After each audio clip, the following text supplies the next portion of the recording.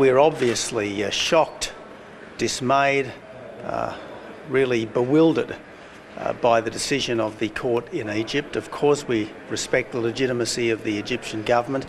Of course, we appreciate the rights of the Egyptian justice system to make its decisions. Yes, we understand the need of the Egyptian government to maintain internal order and to crack down on extremism, including the Muslim Brotherhood.